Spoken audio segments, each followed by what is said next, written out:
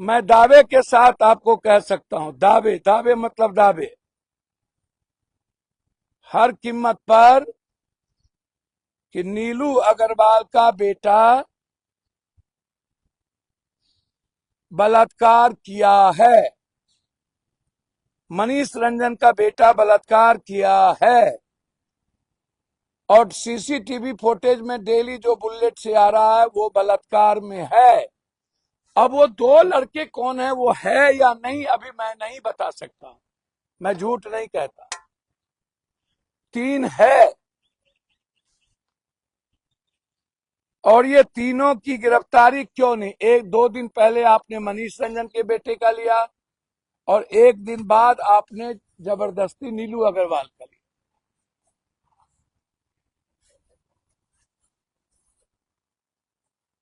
तो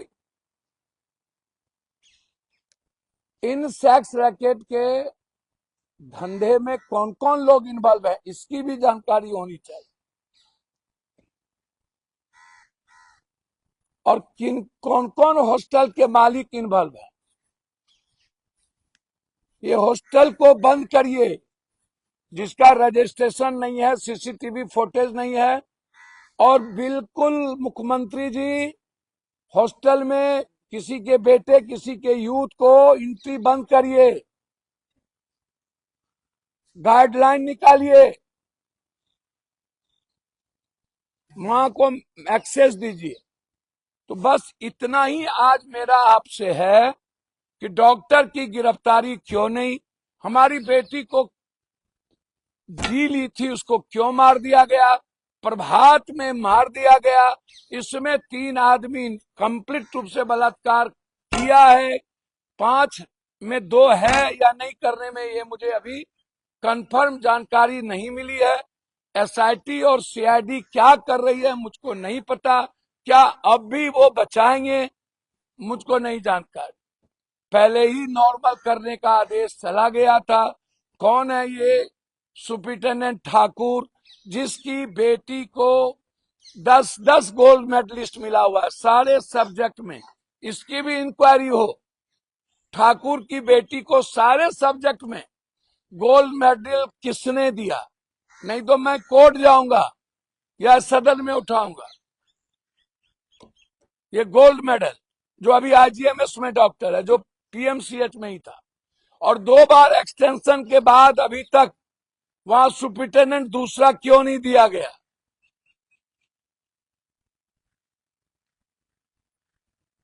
कितने पैसे कमाए गए 5,000 करोड़ के उस पीएमसीएच से? तो सीधा साधा सवाल था। आज मुझे बहुत कुछ नहीं कहना, मैं बहुत क्लियर हूं, जिसको चैलेंज करना हो कर लीजिए। एज ए बिहार के होने के नाते बिहार का बेटा हूं, हर बच्ची की रक्षा मैं मर के करूंगा। मुझे राजनीति नहीं करनी है, भाड़ में जाए, कोई नेता को पसंद हो या ना हो। फिर मैं कह रहा हूं 2-3% नेता मात्र बचे हैं जो राजनीति के लायक हैं। लगभग नेता का सेक्स रैकेट उजागर है, लगभग नेताओं का पैसे की लूट उजागर है, और नफरत करने की राजनीति उजागर, और सारे पाप में नेता इन्वॉल्व हैं। नेता से बड़ा कुकर्मी, खाकी और खादी से बड़ा कुकर्मी कोई नहीं है। मैं बिल्कुल क्लियर, बिल्कुल उसमें कोई बहस नहीं है। ये लोग समाज को लूटते हैं, लड़ाई टफ है। मैं जानता हूं समाज मुझे सपोर्ट नहीं करता है, मैं जात नहीं हूं, मुझको जाति का पता नहीं।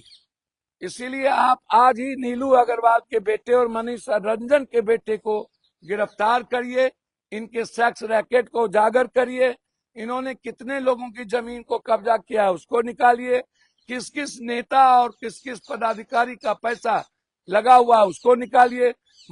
अभिनव जी को किसका फोन आया, या अभिनव जी क्यों प्यार पर इन लोगों को थाने से छुड़वाए, इसकी भी आप जांच करिए, ये मेरा आग्रह। मैं दूसरी बात यूजीसी को लेके कहना चाहता हूं संक्षिप्त में। मैं कुछ बाबा का नाम आपको बताना चाहता हूं। ये आप इसको समझ लीजिए।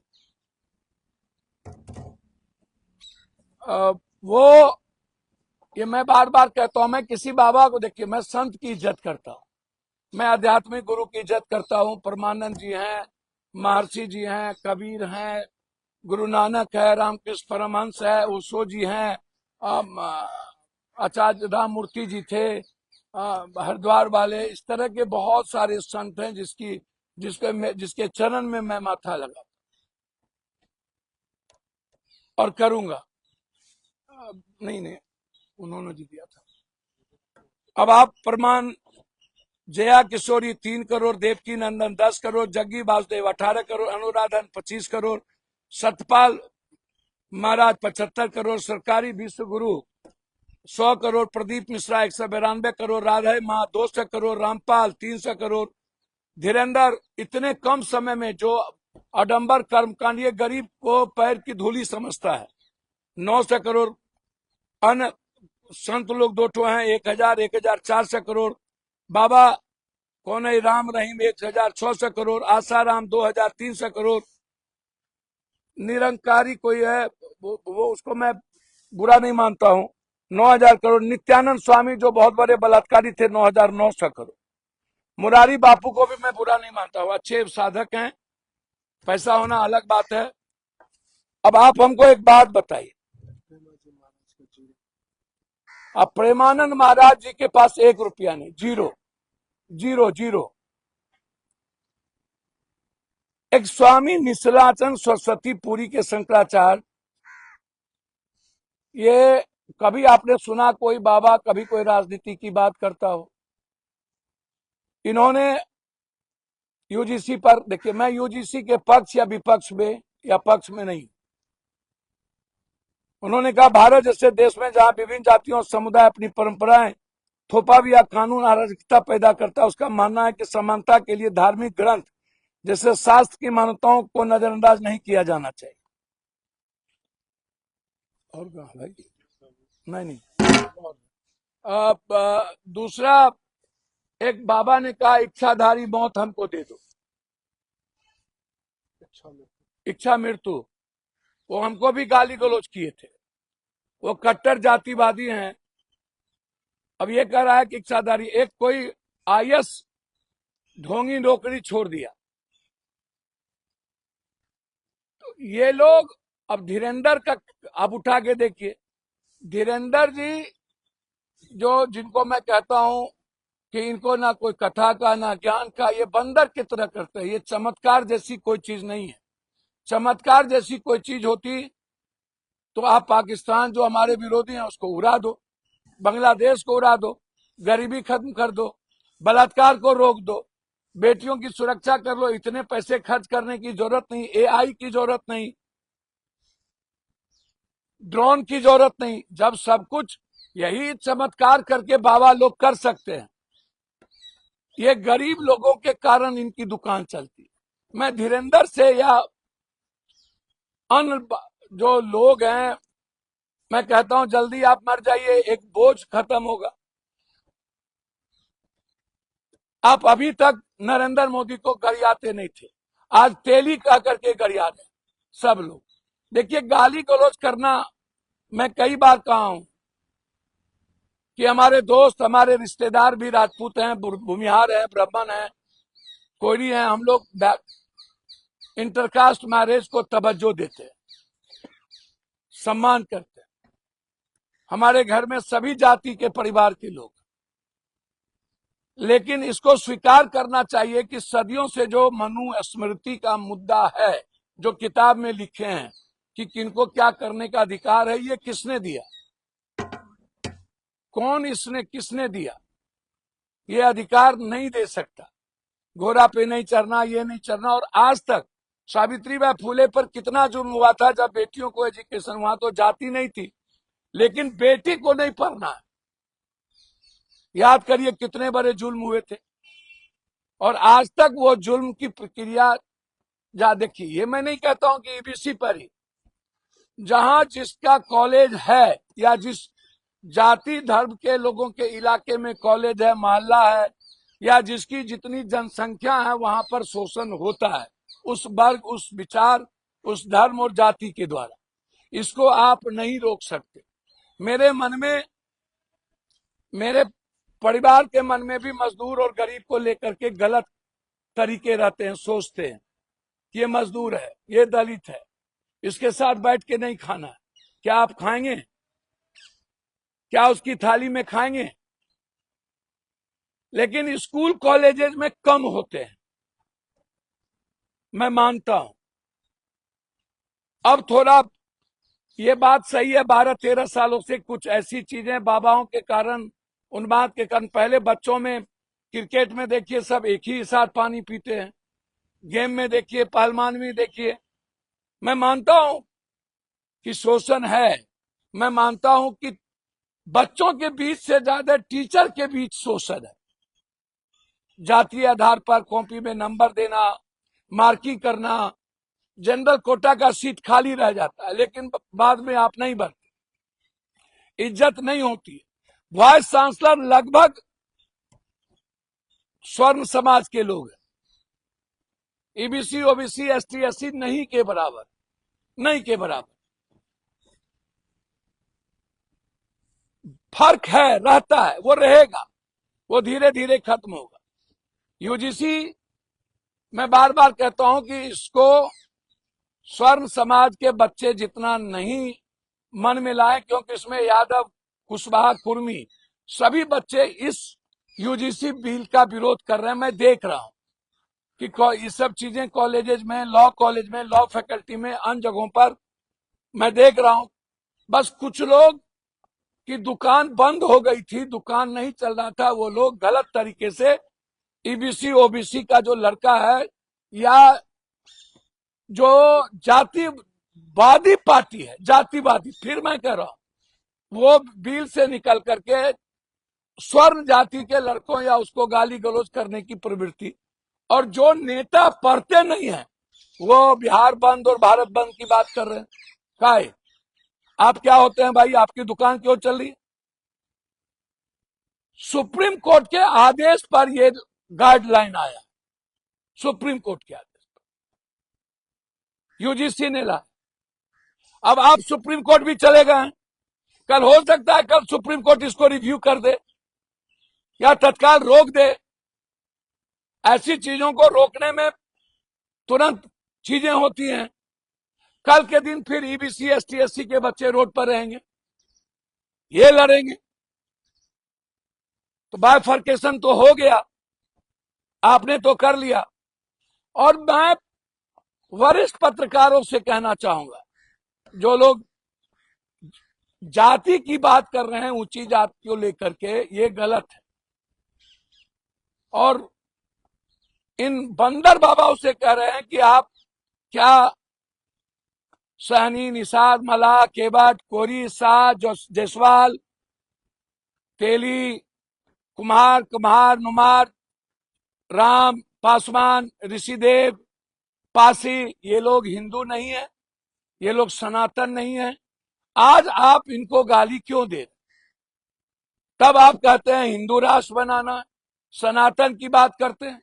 जब हमारे ही परिवार में किसी की रक्षा और किसी के सम्मान के लिए कोई कानून आता है तो आप, और एक तो कभी ने ऐसा नहीं किया, कुमार विश्वास जैसा जो पैसा लेके टपोरी है, वो 2 लाइन पढ़ना बोलना नहीं जान लिया कि अपने को तोप खान समझता है। इस टपोरी का इलाज कीजिए। ये नफरत पैदा कर रहे हैं, लिख रहे हैं, पैसा लेके जाता है कभी पढ़ने के लिए, घटिया आदमी। और ये धीरेन्द्र टाइप के बाबा का इलाज करिए। अच्छा मृत्यु तो मर जाए तो ज्यादा अच्छा भारत के लिए। और ये 4,000-2,000 करोड़ के बाबा सब, ये लोग बैठ के राजनीति करने लगे। इन लोगों का अध्यात्म का काम खत्म हो गया।